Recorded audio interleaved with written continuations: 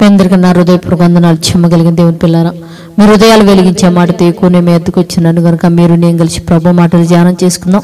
రాత్రి కాలం నుంచి మిమ్మల్ని, మీ కుటుంబాలని, మమ్మల్ని, సంఘాన్ని, భూమి మీద ఉన్న ప్రతి బిడ్డని జ్ఞాపకం చేసుకుని ఊపిరిని జీవాన్నిచ్చిన దేవుడికి శిరస్సు వంచి వందనాలు స్తుతులు తెలియచేసుకుంటూ, చెమ్మగలిగిన దేవుని పిల్లారా, ఈ రోజు దేవుడు ఏ మాటల చేత మన హృదయాలు వెలిగించాలనుకున్నాడో ఆ మాటలను ఒకసారి మనం ధ్యానం చేసుకుంటే, కీర్తన గ్రంథము 61వ అధ్యాయము 3వ వచనంలో ఒక మాట రాయబడింది.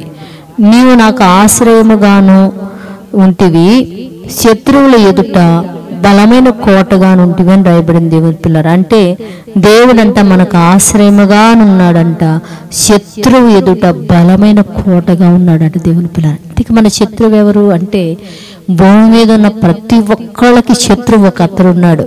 ఎవరు అంటే అపవాది. మనతో ఎప్పుడు యుద్ధం చేస్తూనే ఉంటాడు. దేవుని పిల్లరా, ఆ యుద్ధంలో మనం నిలబడాలంటే దేవుడు మనకి ఆశ్రయముగా ఉండాలంట. దేవుడు మనకి ఆశ్రయముగా ఉంటేనంట శత్రువును మనం ఎదిరించగలము, ఓడించగలము, క్షేమం కలిగాం. మరి దేవుడు ఆశ్రయము లేక ఎంతో మంది పడిపోయిన వారు, బాధల్లో ఉన్నవారు, కన్నీరులో ఉన్నవారు కన్నీరు కారుస్తున్నారు. అట్టివారు కూడా దేవుని యొక్క ఆశ్రయములోకి వచ్చి నిలబడేవారుగా ఉన్నట్లు ప్రార్థించేద్దాం. పరిశుద్ధుడా, చెమ్మగలిగిన మా పరలోకపు తండ్రి నైనా, నీ కృప కలిగిన నామానికి వందనాలు తండ్రి. నైనా అయ్యా, నీవే ఇదిగో మా శత్రువులు ఎదుటనైనా మాకు బలమైన కోటగా నువ్వు ఉన్నావు తండ్రి.